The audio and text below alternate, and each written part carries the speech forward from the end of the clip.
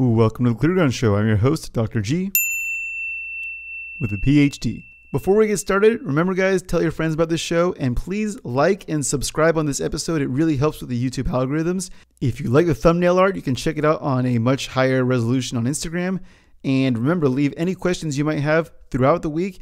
And on the last episode of the week, I will be answering the questions in a mailbag. So we've got a lot on the show for you guys today. We're going to start off with a bunch of foreign news. We're going to go from the Netherlands and Germany to New Zealand to Canada and to Scotland. We're going to check out some things there COVID related. Then we'll head over to the US. We'll talk about OSHA being over, which is great news. Walensky changes the verbiage to up to date for COVID vaccines. Fauci and Leana Wen discuss boosters.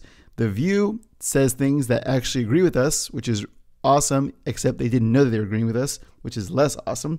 We'll break down a morning consult poll, and Florida's antibodies get revoked by the FDA, so that is not good news.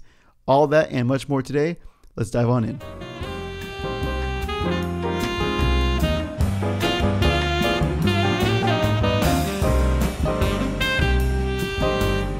So we're going to start off with the next country that is in line to cut down their regulations on COVID, and that's going to be the Netherlands. This comes from Euronews. COVID-19 in Europe, Netherlands to allow bars, restaurants, and cultural venues to reopen. The Dutch government has announced that bars, restaurants, museums, theaters, and other venues are to be allowed to reopen under conditions, loosening some of the toughest COVID-19 restrictions in Europe. For more than a month, bars, restaurants, and cultural venues have been closed, while strict quarantine rules have shut a quarter of primary classes in the Netherlands. The announcement by Prime Minister Mark Rutte on Tuesday evening comes despite record new coronavirus infection levels, as hospitalizations from the country's Omicron wave have been lower than initially feared. "We are taking a big step today to unlock the Netherlands while the infection numbers are really going through the roof," Rutte told a news conference in The Hague, saying the move was not without risks. The announcement wasn't all good news for the beleaguered hospitality and cultural sectors, with the opening hours limited to 10 p.m., while professional sports teams will only be allowed to fill stadiums to a third of their normal capacities. "I can't explain why here in Breda, IKEA is open but the theater where people can safely watch performance is closed," said Breda's mayor Paula Depla, speaking before the announcement. The Dutch National Public Health Institute reported a 51% rise in new COVID cases over the last week to more than 366,000, while intensive care admissions dropped by 34%. This is great news for the Dutch. However, neighboring country Germany shows signs of no easing of the coronavirus measures. Germany's meeting between federal leaders and Chancellor Olaf Scholz concluded that high infection rates left no room to relax the current tight restrictions in private gatherings and large meetings. "It is time to stay the course," said German Chancellor Olaf Scholz in Berlin on Monday, for whom it became apparent that the access restrictions that have been in place for months should remain in place in the workplaces, on buses, trains, restaurants, and shops. In breaking news Wednesday morning, however, there are signs that Germany might start to ease up restrictions in light of huge public outcry. We'll keep you posted on this. I think by Friday we'll see some changes in Germany. Now let's take a quick stop in New Zealand and see what their Prime Minister has to say. The whole of New Zealand will move into the red setting of the traffic light system at 11:59 p.m. tonight, Sunday, 23 January. So New Zealand is on this thing called the traffic light system. So green is like the best, yellow is cautious, and red is the most cautious. So here's from New Zealand's website, Life at Red. At Red, we need to take action to protect our vulnerable communities and our health system from COVID-19. Here are some key enforcement points from Life at Red. Red is not a lockdown, but there are restrictions to slow the spread of COVID-19. You will always be able to access basic needs services such as food and healthcare. Well, that's good. You need food, you know. You can travel anywhere in New Zealand for any reason and see friends and wānau. I'm not sure what wānau is. You must wear a face mask on flights, public transport, and taxis, in retail shops and public venues, and in health and education facilities. With the My Vaccine Pass, most parts of life continue as usual. You can visit cafes and bars, attend gatherings and events, and go to the hairdresser and gym. There are capacity limits and distancing requirements at some venues. Without the My Vaccine Pass, there are restrictions. Workplaces and schools continue to be open. Keep scanning QR codes and record keeping wherever you go. Keep physically distanced whenever possible. If you have cold, flu, or COVID-19 symptoms, isolate immediately and call Healthline for advice. Again, I have no idea how these measures are going to prevent the spread of COVID. Like with a bunch of measures that we've seen over the past year, it just doesn't really make sense. Either lockdown or don't. Lockdowns don't seem to work, so I'm in the don't camp. But this kind of red, yellow, green thing is, I think it's just idiotic. Now briefly, let's take a look at some inspiring things. One coming from Canada. There is a huge trucker protest happening right now in Canada, and it's a convoy. And these truckers are driving all the way to Ottawa, Canada, to protest vaccine mandates and restrictions in their country. And why is this amazing? Because thousands upon thousands upon thousands of truckers are joining in, and the people of Canada are lining up in cities along the way, cheering them on. So we'll show you some clips here in the background while I'm explaining. But this is just an amazing, amazing sight, and this is the kind of protest that's actually really effective. According to the Washington Examiner, this demonstration has been dubbed the Freedom Convey, and it began in Vancouver on Sunday, and they're expected to reach Ottawa by January 29th. Here's what their GoFundMe page says. We are a peaceful country that has helped protect nations across the globe from tyrannical governments who oppress their people, and now it seems it is happening here. We are taking our fight to the doorsteps of our federal government and demanding that they cease all mandates against its people. Small businesses are being destroyed, homes are being destroyed, and people are being mistreated and denied fundamental necessities to survive. It is our duty as Canadians to put an end to this mandate. The group has raised $4,661,960 out of its $5 million goal as of Tuesday afternoon, and that money is going to fuel and other costs of making it to Ottawa. So this kind of protest will undoubtedly impact supply chains across both countries, the US and Canada, and maybe other countries where we export things. But so will this vaccine mandate. Over some 20% of the 160,000 cross-border American and Canadian truckers could be taken off the roads due to non-compliance with government vaccine mandates. If you want to find out more, the link to their GoFundMe is in the description. In our last bit of foreign news, we're going to look at Public Health Scotland and their Public Health Scotland COVID-19 and Winter Statistical Report that was published January 19th of 2022. In this whole report, which you guys can find in the description, it's pretty interesting if you want to take a look. We're going to look at one graph, and that's figure 13. And figure 13 shows COVID-19 age standardized case rate per 100,000 individuals by vaccine status and the 7-day rolling average from the 10th of May 2021 to the 14th of January 2022. So the most interesting thing to me is obviously the comparison between these three. But let's look at the two dose received individuals, and they're the light blue line, third from the top. Now, they are, by this metric, the ones that got the least amount of incidence at the first two peaks, which is what we understood, is that the vaccine will reduce, the incidence of severe disease, and if you're not really that sick, you're probably not going to get tested, and so you're probably not going to be going to the hospital, and your numbers should be lower. But how much lower? So all three of the charts, unvaccinated, 1 dose and 2 dose, are very close to the 100 mark. The third dose is a little under. The first dose and the unvaccinated are a little bit over in that middle hump. So if you go down the line a little longer, you go to this year, December and January, and the 2 dose is huge.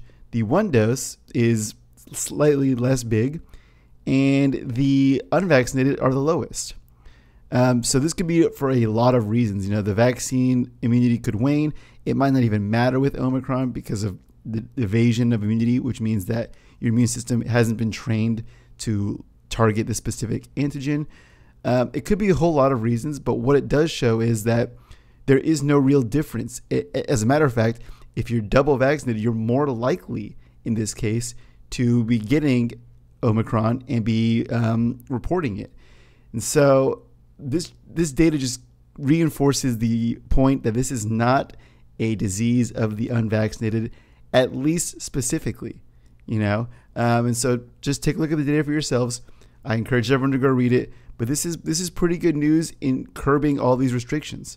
And all that is besides the fact that the booster dose seems to do next to nothing in COVID vaccine or COVID positive individuals in Scotland, if you look at the bottom of the chart. On to domestic news. This first story comes from Forbes, and Biden drops the vaccine mandate for private employers after the Supreme Court rules against it. The Biden administration is dropping its emergency rule that required all large private employers to require COVID-19 vaccines or regular tests, it announced on Tuesday, after the Supreme Court blocked the policy and ruled the federal government had exceeded its authority in imposing it. The vaccine or test rule will be withdrawn Wednesday when it is published in the Federal Register, the Department of Labor said on Tuesday.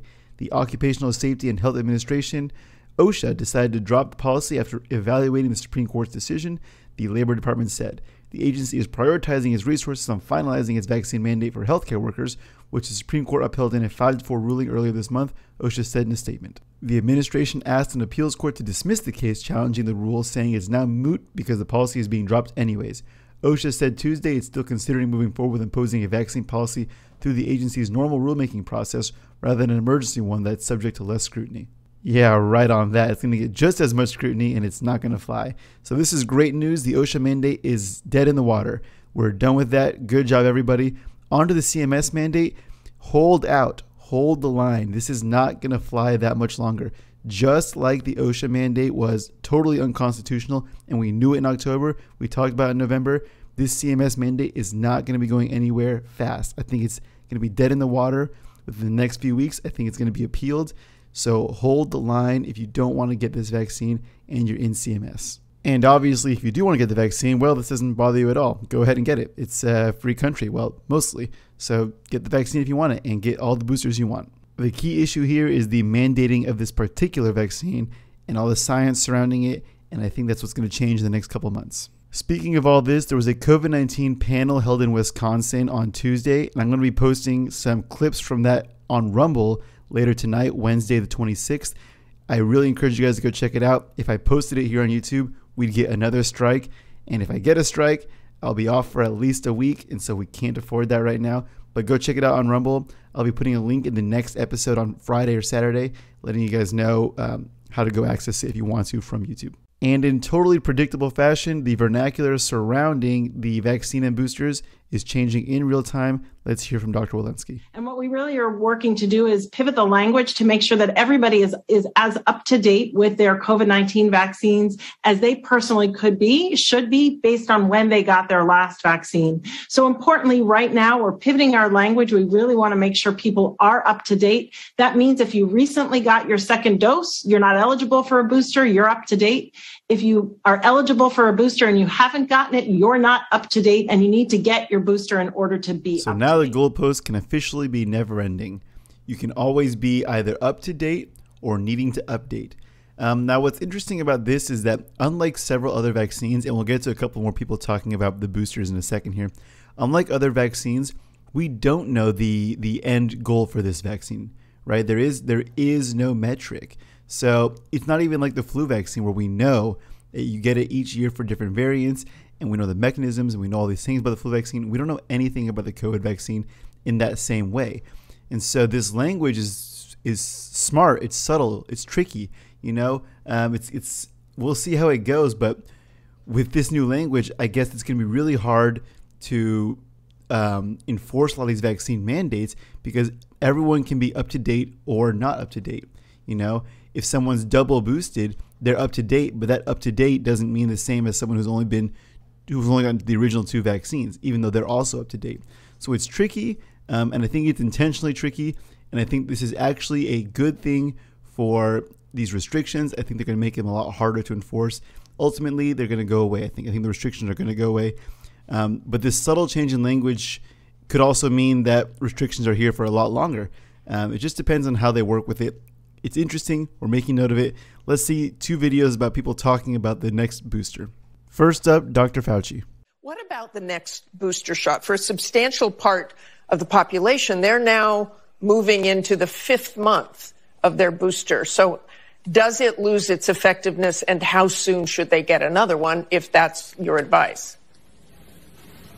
Well, the answer, Margaret, honestly, is that we don't know, because we don't know the durability of protection from the 3rd shot boost of an mRNA and the 2nd shot boost of a J&J. Certainly, you are going to see the antibody levels go down. That's natural. But there's an element of the immune response, B-cell memory and T-cell responses, where even though you do see a diminution of antibody levels, it is quite conceivable, and I hope it's true, that the 3rd shot boost will give a much greater durability of protection. We're following that very carefully. And when I say protection, Martha, I mean protection against severe disease. You are going to see breakthrough infections, as we've seen now, even in boosted people. But for the very most part, they're mild or even asymptomatic. That's where we would like to be, is to have that where you don't have to get more and more always every 6 months with a booster. We may need to boost again. That's entirely conceivable. This video has so many telling things. So Dr. Fauci is admitting that it's not going to prevent breakthrough cases. And again, there's that rare word these days, breakthrough, because so many people have gotten COVID that are vaccinated that the word breakthrough just doesn't seem to really attribute the right sense of proportion. So he's talking about breakthroughs. He's talking about lesser symptoms in Omicron. Now, does that have to do with the vaccine? I'm not entirely convinced. I mean, there's so many unvaccinated people that are also having less symptoms. It's hard to really associate. That including the fact that Pfizer's CEO said that it does next to nothing in terms of mitigation. So there's lots of data out there discussing boosters. Now, what's interesting is that Dr. Fauci then says, well, we just don't know. Great, we don't know. So ease up on the restrictions, pal. That's the whole thing that we've all been saying. We don't know. It's also kind of hilarious to me that at the end of the video, he talks about maybe another booster, and he hasn't, I guess him and Walensky haven't talked, but it's not booster anymore. It's up to date. Remember, Dr. Fauci, one of you guys is right, one of you is wrong, or you're both wrong. That's kind of how I see it. But they should get their story straight at least. Now let's go to Leanna Nguyen talking about boosters. These new studies should erase any doubt about the importance of boosters at this point in the pandemic. I think there's been, unfortunately, so much muddled messaging that made it sound like boosters are a nice to have rather than something that's really essential. But these studies show definitively that boosters reduce illness and the chance of contracting COVID and therefore being able to give it to others. They also, very importantly, protect against hospitalization and severe illness, severe enough to cause you to go into the ER and to be in the hospital. And so I think it's time for us to change our policies. And by the way, this is not unusual. There are plenty of other vaccines that require 3 or 4 doses. Hepatitis vaccine, for example, is a 3-dose vaccine. Polio vaccine is a 4-dose vaccine. It's time for us to acknowledge that the COVID-19 vaccine is at least a 3-dose vaccine. And I wish that's something that the FDA and CDC will very quickly revise. A few comments on this video. So one, I wonder if it's going to get flagged for medical misinformation, right? She just said that this vaccine reduces the chance of the person that's vaccinated from infecting other people with Omicron. We've gone over it so many times, even just this episode. That is just not correct. So first thing that's wrong. Second thing, she does this fallacious argument of comparing this vaccine to the hepatitis vaccine or the polio vaccine. A couple of differences. One, when those vaccines came out as 3 or 4 series vaccines, we knew that going into the vaccine, right? We understood that it was going to be a 4-dose series, and that's part of the game. And how do we come to know that? All the research that went into making the vaccine in the first place. All right. And so the problem with the COVID vaccine is that, first of all, she said it's a minimum 3 booster or 3-shot vaccine. Is that just now? So for example, do we get those 3 shots right now and then we're done? We never have to get another shot? Or is it 3 every year? The point is we don't know. We don't know. And the fact that she's wanting the FDA to just go ahead and make all these changes in light of our lack of knowledge is just amazing to me. So Leanna Nguyen has been wrong about so many things, from masks to vaccinations. I don't even know why they bring her on CNN anymore, but that was just amazing. And I think that should be flagged for medical misinformation. Will it? Most likely not. Now let's hear from one of this show's beloved shows to watch, the talking heads at The View. To the post-mask part, because I think there's a prudence we've learned with the mask, the hand sanitizing, that kind of like 9/11 with flying is always going to be here now. There's a new normal. In the beginning, when at post 9/11, people didn't want to fly, and the security measures felt like, how do we do this, you know? And now it's the norm. I think some of the things we've learned in this pandemic are going to stay the same. I may never ride a subway again without a mask. I may never go indoors to big crowds and never feel comfortable without a mask, and that's up to me to do that. So thank you, The View, for making the same point that we've been making. That's up to you. That's exactly right. Don't restrict everyone else. If you, for the rest of your life, want to wear a mask everywhere you go, fine. I don't disagree with it, and I'll argue with you about doing it. I don't think that's mentally healthy. But if you want to do it, go ahead and do it. The whole problem that everyone else has is forcing others to do it, especially when you look at a lot of data that goes against what you're trying to force people to do. So thank you once again, The View, for making our point, even though you didn't know you were making our point. And speaking of how people view the pandemic, this morning consult poll in the New York Times was pretty revealing to me. Let's take a quick look at it, and we'll actually break down some other morning consult polls on Friday or Saturday. So the title of this poll is, how worried are you about getting sick from COVID-19 within the next year? And this was taken in January of 2022. Now, the unvaccinated are the least seriously concerned. So 14% of the unvaccinated said they're very, 25% said somewhat, 29% said not too worried at all, and 27% said not at all worried. Then vaccinated with no booster were a little bit higher at 22% are very concerned, 39% are somewhat concerned, 26% are not too concerned, and 11% are not at all concerned. And then fully vaccinated with a booster, 22% are very concerned, 46% are somewhat concerned, 25% are not too concerned, and only 6% are not concerned at all. So there's a total inverse of what it should be. What it should be is if you're fully vaccinated with the booster, you should not be concerned at all. That's why you got the booster, right? But what ended up happening, or what is showing right here from the US at least, is that the people that are fully vaccinated with boosters are still the most concerned. That is, something is wrong with the messaging, something is wrong with the psyche. I don't know what's going on in the country. Well, I do. All this sort of misrepresentation of data is going on. But this is exactly the opposite of what you should expect, especially when the vaccines are supposed to protect you. So a very interesting morning consult poll here. We'll round out the show today with a kind of disturbing message sent out from the Florida Health, and it was sent out January 24th, so Monday. The title is Monoclonal Antibody Sites Statewide Will Be Closed After FDA Removes Treatment Authorization. This is from Tallahassee, Florida. This evening, without any advance notice, the U.S. FDA revised the emergency use authorization for bamlanivimab and atezolizumab and REGEN-COV. They revised EUAs to not allow providers to administer these treatments within the United States.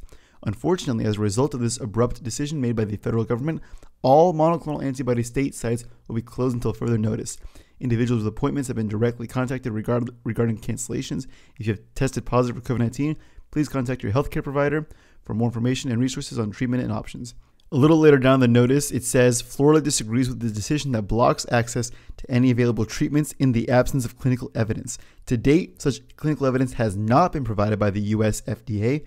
As stated in one of the preprint studies cited on the NIH website, despite observing differences in neutralizing activity with certain MABs, it remains to be determined how this finding translates into effects on clinical protection against B11529. This is pretty incredible. First of all, how often has the NIH and FDA been right on COVID so far? I think their track record is spotty to say the least. Second of all, we've shown this the last couple of weeks. We don't know the exact percentage of Omicron in the US. It's changing quite a bit, but the other variants are still out there. And for those other variants, we know for sure that these monoclonal antibodies work quite well. So the fact that they're kind of forcing Florida's hand in terms of federal help for the monoclonal antibodies, that's not good. And I think Florida's going to fight this pretty hard. And that's all we've got for you guys today. There's a couple of stories I didn't get to that I plan on getting to on Friday. The most important of which is the fact that the New York Supreme Court overturned their mask mandate in New York. And that's coming with a lot of consternation from their government, especially with Rochelle. But we'll break that down on Friday. Also, don't forget to go to Rumble tonight. And the video will be posted tonight, but you can check it out whenever, on some of these updates from the COVID hearing in Wisconsin. I think you guys are going to be blown away by what they say. So take a look at those clips and please enjoy this video. I'll see you guys again on Friday.